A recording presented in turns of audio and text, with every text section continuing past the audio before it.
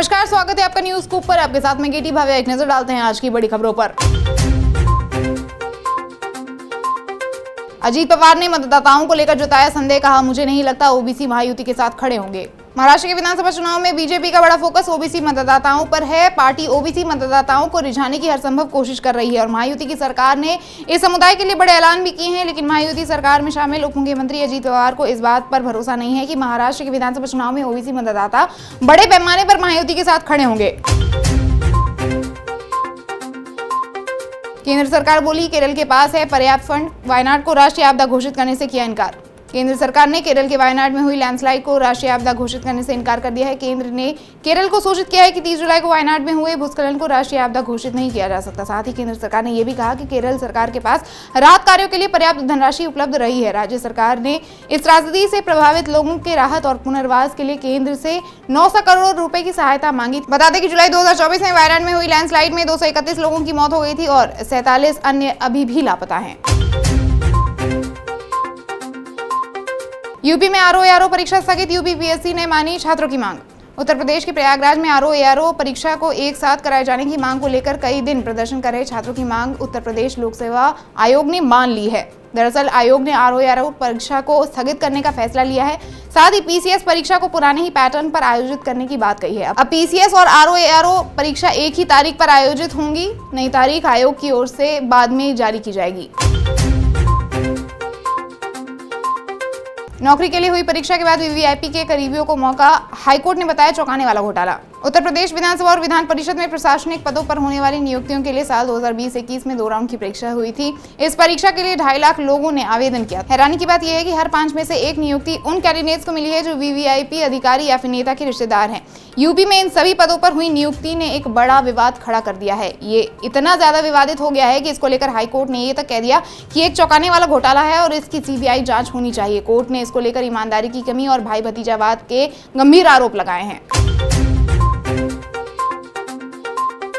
BJP विधायक बोले हिंदुओं को दरगाह नहीं तीर्थ स्थल जाना चाहिए, मंदिर में मंत्र पढ़वाएं, खतना चेक हो। गाजियाबाद जिले के लोनी में भाजपा विधायक नंदकिशोर गुर्जर ने कहा है कि हिंदुओं को दरगाह पर नहीं जाना चाहिए क्योंकि मजार या दरगाह में जिहादी दफन है जिन्होंने महिलाओं पर जुल्म किया था। इसके साथ ही उन्होंने मंदिर में आने वाले सनातनी टेस्ट करने और मंत्र पढ़वाकर खतना की जांच करने की भी बात कही। नंदकिशोर गुर्जर ने कहा कि अगर मंदिर में कोई संदिग्ध लगे तो उसे मंत्र बुलवाया जाए। यदि वो मंत्र ना बोल पाए तो ये चेक किया जाए कि उसका खतना हुआ है या नहीं। 29,000 एकड़ जमीन पर मुस्लिम नेताओं का कब्जा, शोभा करंदलाजे बोली माफिया कर रहे लैंड जिहाद। केंद्रीय मंत्री शोभा करंदलाजे ने गुरुवार को कोच्चि के मुनंबम क्षेत्र का दौरा किया। इसके बाद उन्होंने वक्फ बोर्ड के दावों को लेकर टिप्पणी भी की। उन्होंने दावा किया कि एक शक्तिशाली भूमाफिया झूठे वक्फ दावों का इस्तेमाल करके किसानों और गरीबों से जमीन हड़पने की कोशिश कर रहा है। इतना ही नहीं, उन्होंने ये भी कहा कि भूमाफिया लैंड जिहाद कर रहा है। केंद्रीय मंत्री शोभा करंदलाजे ने सवाल करते हुए कहा कि 1954 में जब वक्फ अधिनियम पारित हुआ था तब वक्फ बोर्ड के पास देश भर में सिर्फ 10,000 एकड़ ही जमीन थी।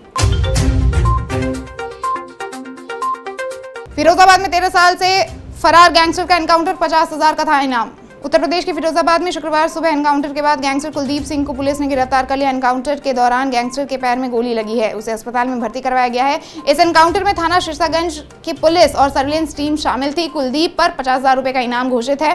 गैंगस्टर कुलदीप सिंह 13 साल से फरार था और 2011 में थाना सिरसागंज में वांटेड चल रहा था। विवादों में घिरे दिलजीत दोसांझ, तेलंगाना सरकार ने भेजा सिंगर को नोटिस। पंजाबी सिंगर और एक्टर दिलजीत दोसांझ इन दिनों अपने म्यूजिक कॉन्सर्ट दिल लुमिनाटी टूर को लेकर लाइमलाइट में बने हुए हैं। हाल ही में उनके कुछ शोज दिल्ली, जयपुर में भी हुए जहां पर लोगों की खूब भीड़ देखने को मिली और उन्होंने भी शो को खूब एंजॉय किया। अब उनका कॉन्सर्ट आज शुक्रवार हैदराबाद में होना है, लेकिन उससे पहले ही वो विवाद में घिरे हुए हैं। हिजाब का विरोध करने वाली महिलाओं का इलाज कराएगी ईरान सरकार, ट्रीटमेंट क्लिनिक खोलने का है प्लान। ईरान में महिलाएं लगातार हिजाब पहनने का विरोध कर रही है। इस बीच ईरान ने एक क्लिनिक खोलने की योजना बनाई है जिसका उद्देश्य उन महिलाओं का इलाज करना है जो सार्वजनिक स्थानों पर अनिवार्य हिजाब कानून का उल्लंघन करती है। ईरानी महिलाओं और मानवाधिकार समूहों ने हिजाब हटाने का विरोध करने वालों के लिए ट्रीटमेंट क्लिनिक खोलने पर नाराजगी व्यक्त की है।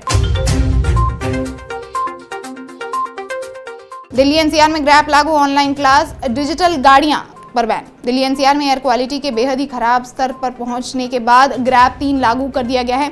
दिल्ली के कई इलाकों में एयर क्वालिटी 400 के पार पहुंच गया है। हवा की लगातार बिगड़ती हुई स्थिति के बाद CAQM ने 15 नवंबर यानी आज से ग्रेडेड रिस्पांस एक्शन प्लान के तीसरे चरण को लागू किया है।